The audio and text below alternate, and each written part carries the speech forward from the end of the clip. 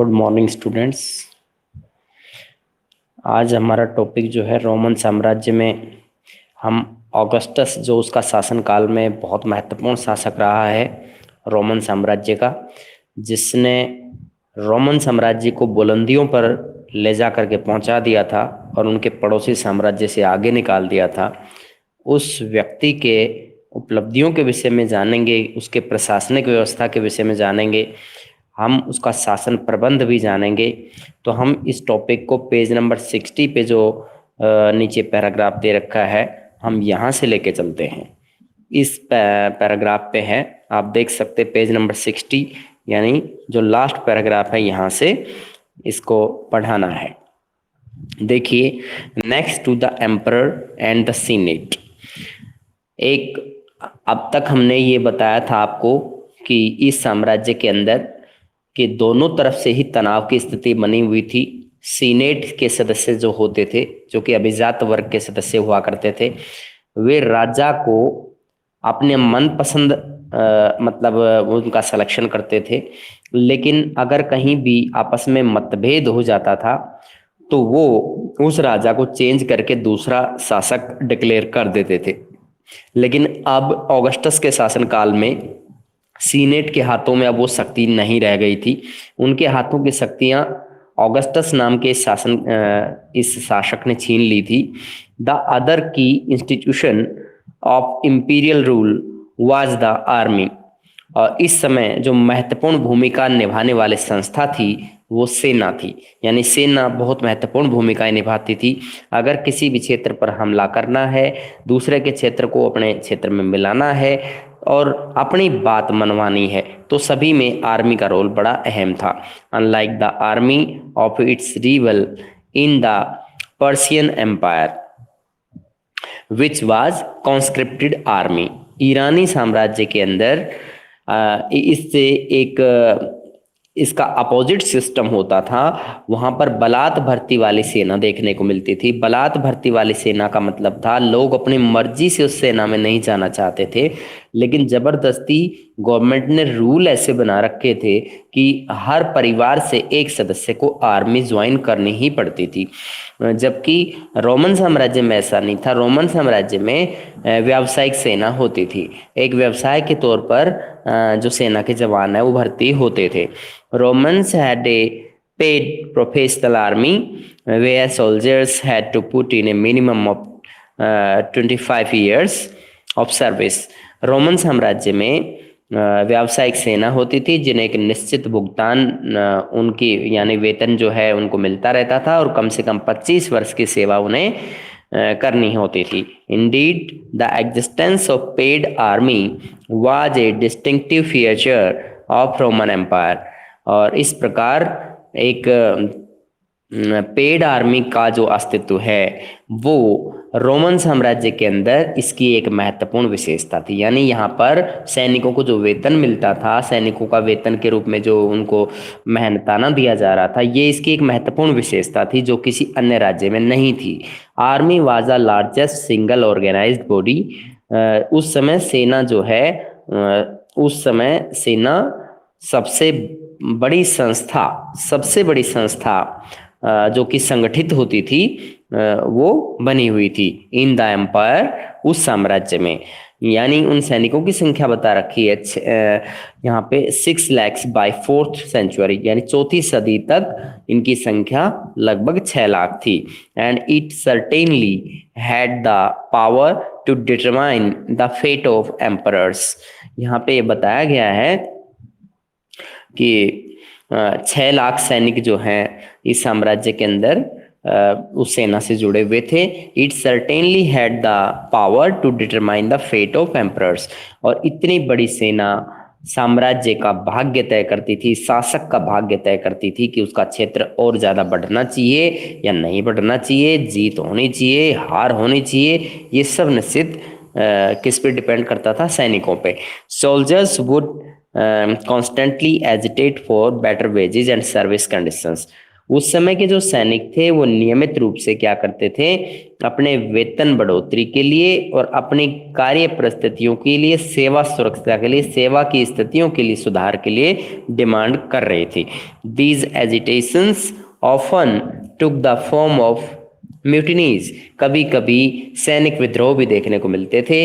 If the soldiers felt let down by their general और even the emperor, कभी कभी ऐसा होता था कि जो सोल्जर्स होते थे वो अपने जनरल के नेतृत्व में, यानी अपने सेना का जो जनरल होता है उसके नेतृत्व में या फिर सम्राट के नेतृत्व में, या सम्राट को कभी कभी ऐसा भी होता था वो सम्राट के खिलाफ भी हो जाते थे, कभी सम्राट के साथ में भी होते थे।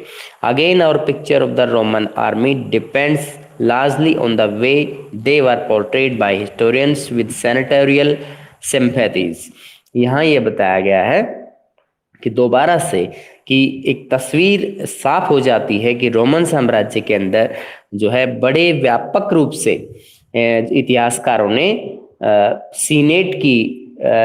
सीनेट के सदस्यों के प्रति अपनी सहानुभूति को प्रदर्शन करते हुए देखा गया।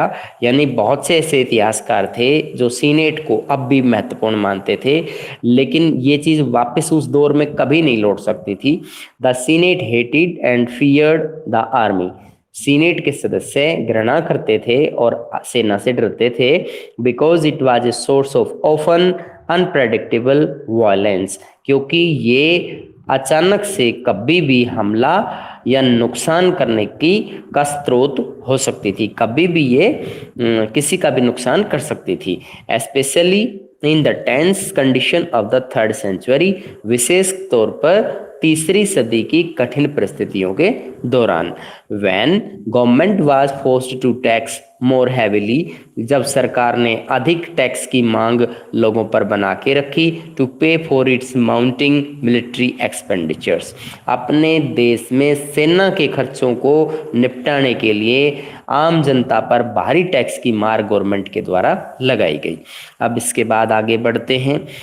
To sum up the emperor, इसको निष्कर्ष रूप में ये कह सकते हैं, emperor, the aristocracy and the army were the 3 main players in the political history of empire.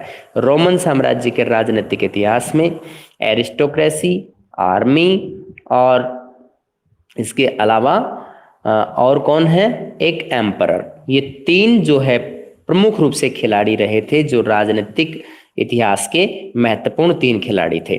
The success of individual emperors of depended on their control of the army, and when the armies were divided the result usually was civil war. यहाँ ये बताया गया है कि व्यक्तिगत जो स्तर पर क्या किया गया था, the success of individual emperors, यानी जो व्यक्तिगत स्तर पर कुछ शासकों की सफलता जो है वो किस पे डिपेंड करती थी, आर्मी पे। अगर किसी शासक ने दूसरे शासक पे हमला किया है, उस शासक को जीत लिया है, उसके शासन क्षेत्र को जीत लिया है, तो ये सब उसमें उसको क्या बेनिफिट होता था, उस दूसरे शासक को उसको एक बड़ा क्षेत्र मिल जाता था शासन करने के लिए। तो इस तरह की जो भी बात होती थी वो उसका पर्सनल मैटर था। And when the armies were divided, लेकिन जब सेना का बंटवारा हो गया तो सिविल वार जैसी स्थिति देखने को मिली। Except for no one notorious year, एक बार जब बहुत ही इसी तरह का खतरनाक वर्ष जो कि 69 ईस्वी पूर्व में माना जाता है, when 4 emperors mounted the throne in quick succession, कि 4 जो साम्राज्य के कुछ 4 सम्राटों को कुछ ही समय के दौरान इस राज सिंहासन पर बैठना पड़ा। The first 2 centuries were on the whole free from civil war, पहली 2 शताब्दियां इस तरह के सिविल वार से वंचित रही, यानी सिविल वार देखने को नहीं मिला। सिविल वार गृह युद्ध को कहते हैं बेटा, किसको कहते हैं, गृह युद्ध। गृह युद्ध एक ऐसा हालात होते हैं जिसमें ये नहीं पता चलता कि शासक कौन है और शासित कौन है, उनके बीच में जिसका भी मौका लगता है वही शासक बन बैठता है, उसे सिविल वार कहते हैं। In this sense relative stable और इसके सही अर्थ में जो है हम ये कह सकते हैं कि यहाँ सापेक्षिक रूप से और समर्थ इसका मीनिंग होता है। Succession to the throne was based as far as possible on family descent. उस समय उत्तराधिकार का जो सिद्धांत होता था, राज सिंहासन पे उत्तराधिकार का सिद्धांत, परिवारों के अंदर उत्तराधिकार का यानी उन पिता अपने बेटे को, वो अपने बेटे को इस तरह से प्रदान करते थे, आइदर नेचुरल और अडॉप्टिव, या तो किसी का अपना प्राकृतिक अपना खुद का बेटा है या फिर उसने अडॉप्ट किया हुआ संतान है। And even the army was strongly wedded to the principle, यहाँ तक कि सेना के अंदर भी बहुत कठोर नियमों का पालन होता था। For example Tiberius 14 to 37 CE, the second in the long line of Roman emperors. Roman सम्राटों के अंदर से जिसने 14 से 37 ईस्वी पूर्व तक शासन किया, जिसका नाम टिबेरियस था, was not the natural son of Augustus, जो कि ऑगस्टस का अपना खुद का बेटा नहीं था। The ruler who founded the principate, यह एक ऐसा शासक था, ऑगस्टस एक ऐसा शासक था जिसने प्रिंसिपेट का गठन किया था। But Augustus adopted him to ensure smooth transition, लेकिन ऑगस्टस ने अपने इस सत्ता का हस्तांतरण सही तरीके से सही हाथों में करने के लिए उसने उसे अडॉप्ट कर लिया था। External warfare was also much less common in the first 2 centuries. The empire inherited by Tiberius from Augustus was already so vast that further expansion was felt to be unnecessary. यहाँ ये बताया गया है कि external warfare यानी बाहर से जितने भी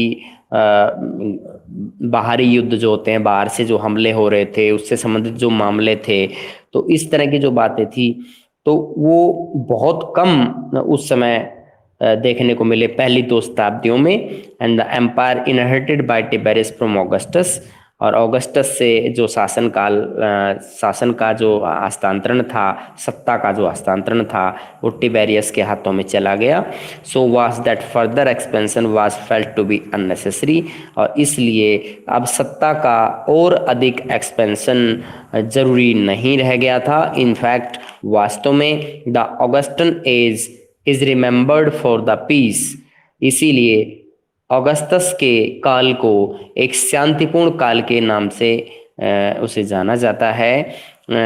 it ushered in after decades of internal strife and centuries of military conquest, और इस काल को एक शांतिपूर्ण शांति काल के लिए भी जाना जाता है, इसको गोल्डन एज के रूप में भी जानते हैं, और सैन्य विजयों के लिए भी इस शताब्दी को जाना जाता है। The only major campaign of expansion in the early empire was Trajan fruitless occupation of territory across the Euphrates. फरात नदी के पार केवल एक ट्रोजन नाम के एक आक्रमणकारी के अगर हम उस कैंपेन को या उस सैन्य अभियान के अलावा कोई और अभियान इस दौरान नहीं देखने को मिला। In the year 113 to 17 C abandon by his successors, 113 से 17 ईस्वी पूर्व के दौरान उनके उत्तराधिकारियों ने इससे उसे वंचित कर दिया। The emperor Trajan dream and conquest of India, यहाँ तक बेटा बताइएगा, कोई प्रॉब्लम है तो बताइए।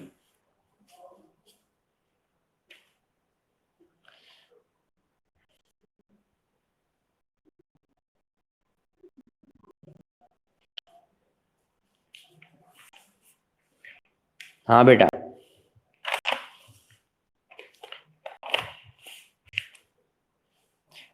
कोई प्रॉब्लम अगर आपको फील हो, कोई समझ में नहीं आई हो बात, तो you can ask me.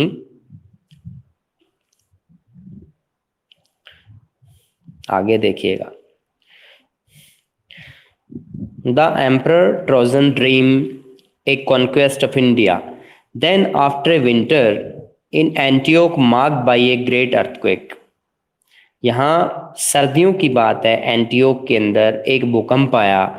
In 116 Trajan marched down the Euphrates, to Ctesiphon, जो टेजीफोन बोला जाएगा, सी इस पे साइलेंट रहेगा। टेसीफोन उस जगह को कहते हैं जो बगदाद शहर आज के समय में इसको नाम से बुलाया जाता है। तो जो टेसीफोन के खंडहर आज के दिन मिलते हैं और उसके पास में बगदाद शहर बस गया है। तो यहाँ पे 116 में ट्रोजन ने सैन्य अभियान किया था। पार्थियन कैपिटल, जिसकी पार्थियन के अंदर उसकी राजधानी थी, and then it had to the Persian Gulf and there the historian Cassius Dio describes him looking longingly at a merchant ship setting off for India।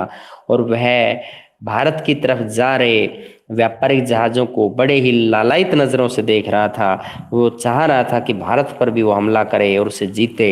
And wishing that he were as young as Alexander, और उसकी इच्छा थी कि वह सिकंदर की तरह ही उतना ही महान होता। आप आगे चल।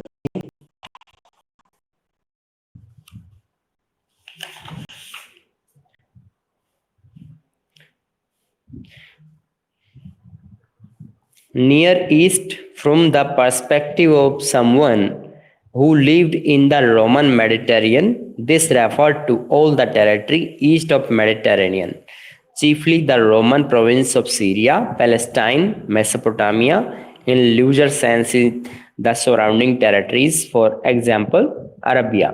यहाँ पे निकट जो है निकटवर्ती पूर्व के विषय में बताया गया है। निकटवर्ती पूर्व क्या है? इसके अंदर रोमन साम्राज्य के जो लोग थे, जो भूमध्य सागरीय क्षेत्र के अंदर रह रहे थे, तो वो ये जो शब्द बोलते थे निकटवर्ती पूर्व, वो किसके लिए होता था? वह उन क्षेत्रों के लिए होता था जो भूमध्य सागर से पूर्व की दिशा की तरफ पड़ रहे थे, जैसे कि सीरिया, जैसे पैलेस्टाइन, मेसोपोटामिया। तो इन क्षेत्रों के लिए वो इस्तेमाल करते थे। And these were local kingdoms that were clients of Rome, and their rulers could be relied on to use their forces in support of Rome, and in return Rome allowed them to exist।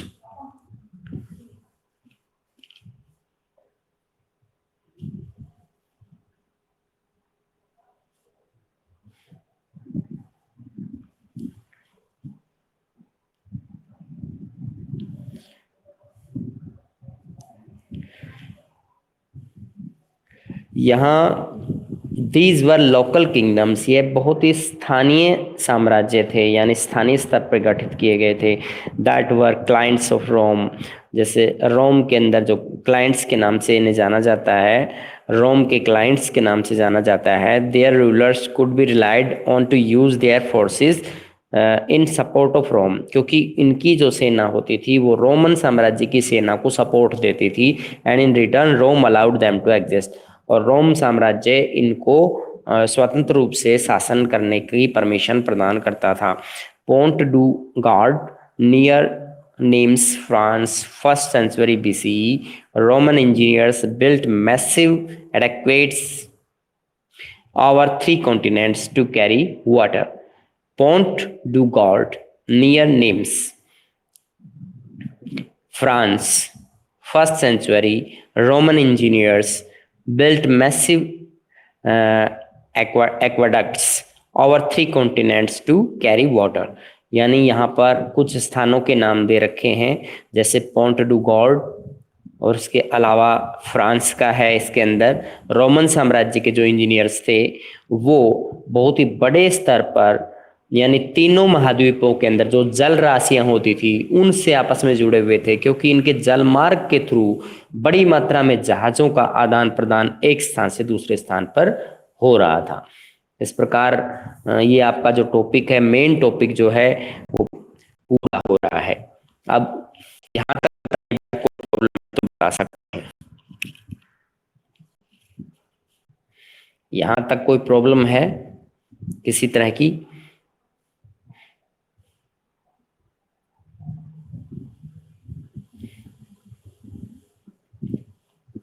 नहीं है?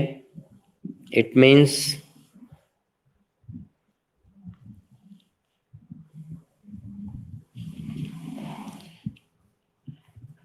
आगे चलते हैं बेटा।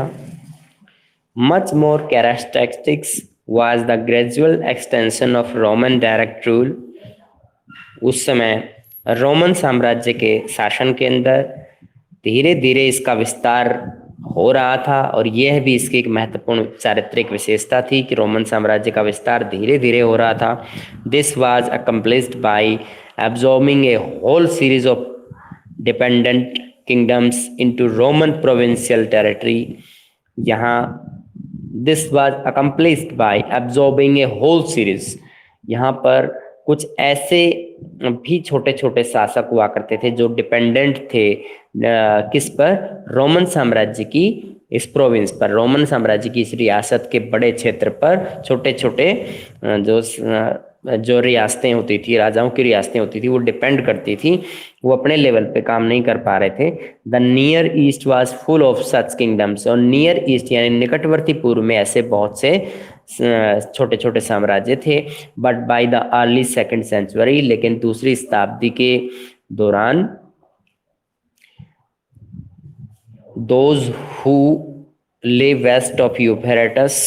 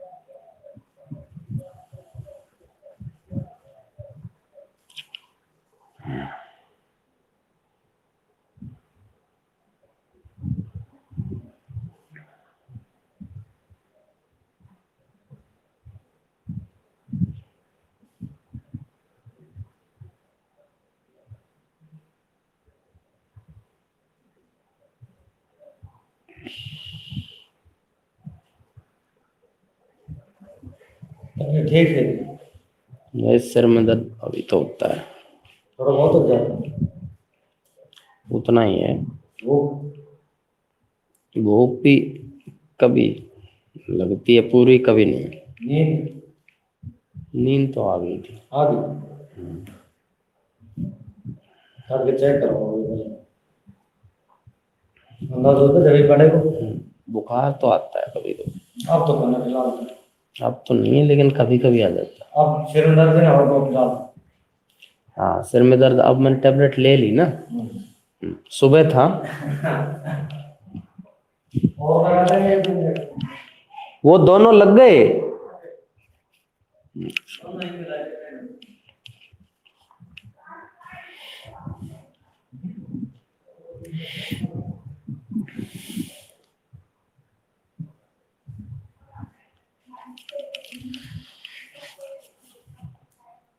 हाँ बेटा, अब अपने टॉपिक पे लौटते हैं.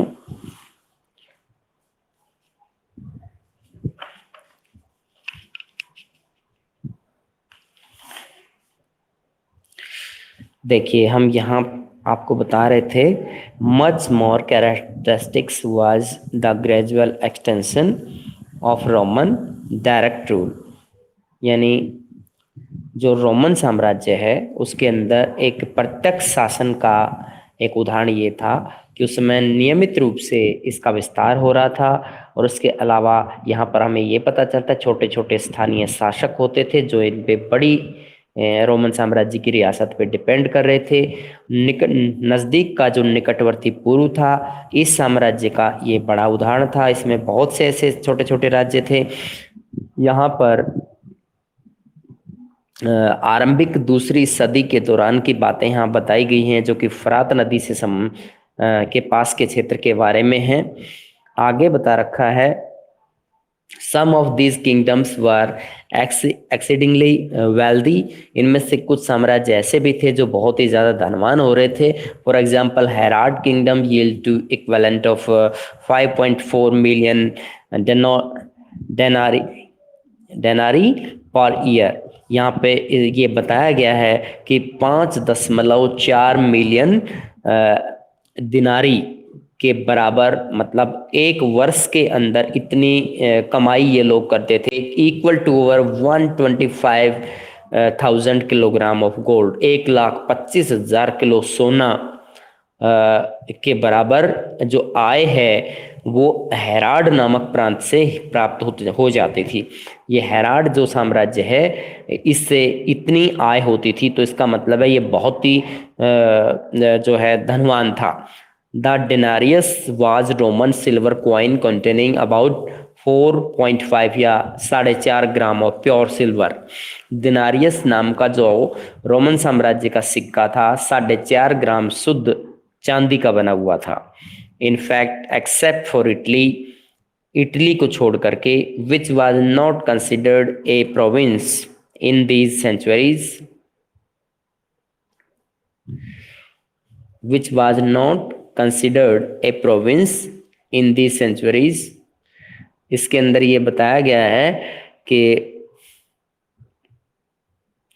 इस सदी के दौरान इटली को छोड़ करके all the territories of the empire were organised into provinces. तो और अन्य जो भी छोटी छोटी रियासतें थी वो इस तरह की रियासत से संगठित हो चुकी थी। एंड सब्जेक्ट टू टैक्सेशन, और वो टैक्स भी प्रदान करते थे। At its peak in the second century, दूसरी सदी के दौरान ये अपने चरम पर पहुंच गया था। Roman empire stretched from Scotland to the borders of the Armenia, और रोमन साम्राज्य जो है वो आर्मेनिया की सीमाओं तक, स्कॉटलैंड के पास, यानी स्कॉटलैंड के पास आर्मेनिया की सीमाओं तक पहुंच गया था। And from the Sahara to Euphrates, और सहारा से फरात नदी की सीमाओं तक पहुंच गया। एंड समटाइम्स बियॉन्ड, और कभी कभी इसका विस्तार और भी ज्यादा आगे तक हो जाता था। Given that there was no government in the modern sense, और कभी कभी ऐसा भी होता था, given that there was no government in the modern sense, कि आधुनिक अगर अर्थ में देखा जाए तो उस समय ऐसी कोई सरकार का अस्तित्व नजर नहीं आता। To help them to run thing, यानी इतने बड़े साम्राज्य को चला पाए इस तरह का उनके पास कोई वो नहीं था, कोई संस्था इतनी मजबूत नहीं थी। यू मे वेल आस्क, आप इसमें पूछ सकते हैं, how was it possible for the emperor to cope with the control and administration of the such vast and diverse set of territories, कि अलग अलग प्रकार की इस तरह के क्षेत्रों का और विस्तार पूर्वक क्षेत्रों का किस तरीके से रोमन साम्राज्य के सम्राट उसका नियंत्रण और उसका प्रशासन संभालते थे।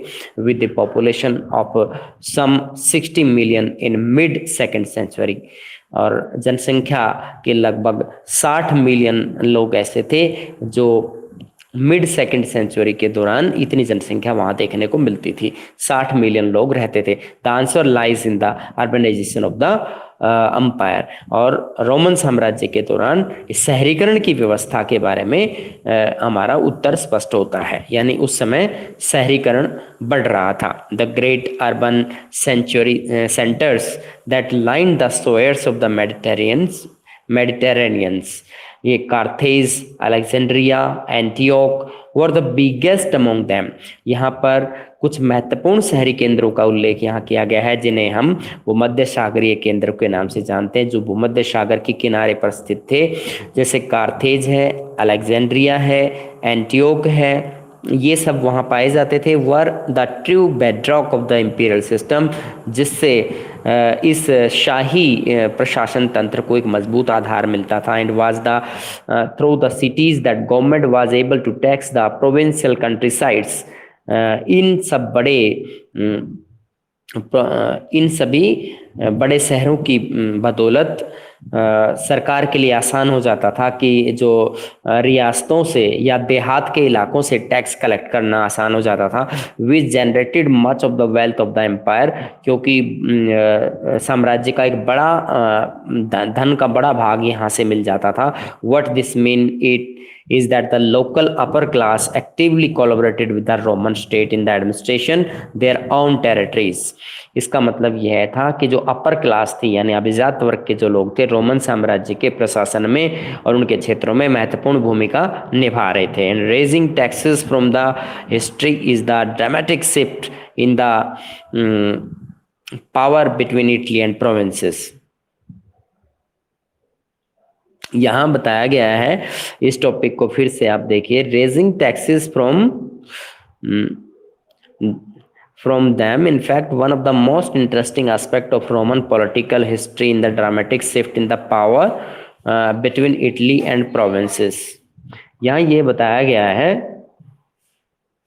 कि जो रोमन साम्राज्य है, रोमन साम्राज्य के राजनीतिक इतिहास में एक बहुत ही रुचिकर पहलू रहा है, इसमें एक बड़ा नाटकीय बदलाव रहा है कि इटली और उसकी जो रियासतें हैं वो मतलब उसमें सत्ता का स्थानांतरण देखने को मिल रहा था throughout the second and the third century, और ऐसा दूसरी और तीसरी सदी के दौरान चल रहा था। It was the province upper class who supplied most of the cadre that govern the provinces and commanded the armies.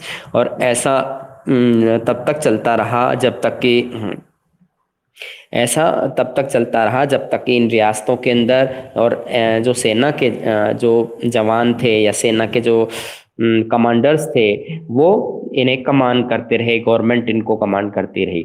They came to form a new elite of administrators. उन्होंने एक नए तरह का अभिजात का गठन किया and military commanders who became much more powerful. और मिलिट्री कमांडरों का गठन किया जो ज़्यादा शक्तिशाली थे देन द सेनेटोरियल क्लास। किसकी अपेक्षा? सीनेट के सदस्यों की अपेक्षा। Because they had the banking of the emperors, क्योंकि वे इस साम्राज्य की रीढ़ की हड्डी की तरह साबित हो रहे थे। As this new group emerged, जैसे ही नया यह समूह अस्तित्व में आया, the emperor Gallienus consolidated their rise to power by excluding senators from the military command. और जैसे ये नया सदस्य अस्तित्व में आया, गैलिनस नाम के एक सम्राट ने महसूस किया कि जो सत्ता का जो उदय है वो इस तरह के जो सीनेटर्स हैं उनको बाहर निकाल के ही करना चाहिए फ्रॉम द मिलिट्री कमांड। यानी मिलिट्री कमांड के अंदर जो सीनेटर्स हैं उनको हटाना होगा। We are told the Gallienus forbade senators from serving in the army और हैविंग असेस टू इट।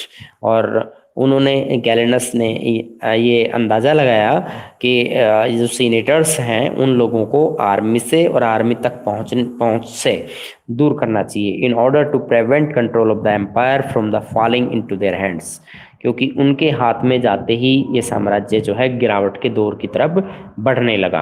तो यहाँ तक आपको कोई प्रॉब्लम है, कोई टॉपिक में प्रॉब्लम आ रही है, यू कैन आस्क मी। आपको चांस दे रहे हैं, you are having 5 minutes, you can ask.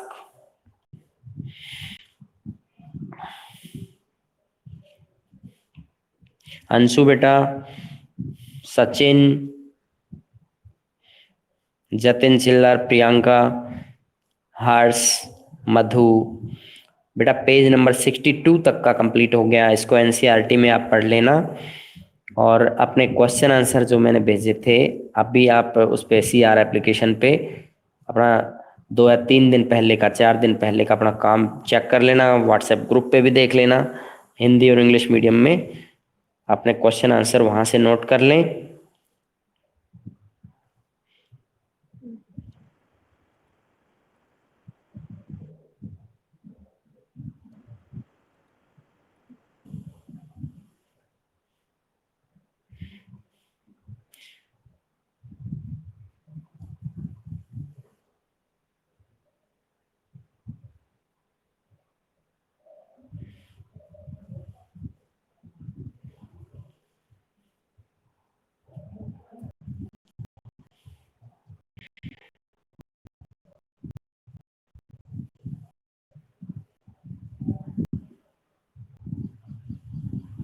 ठीक है बेटा, आप लीव कर सकते हैं आप।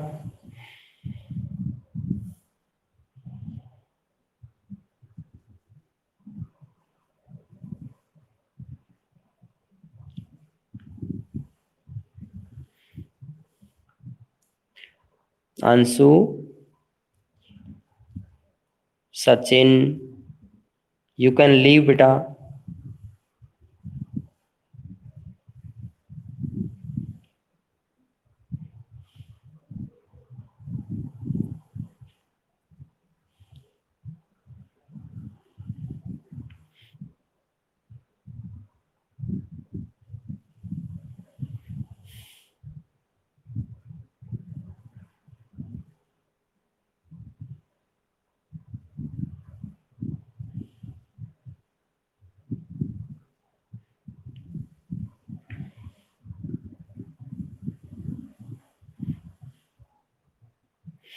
लीव कीजिए बेटा सचिन।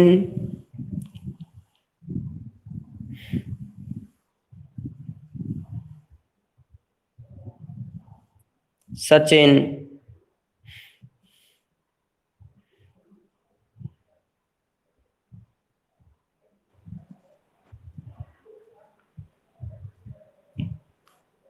लीव करो बेटा।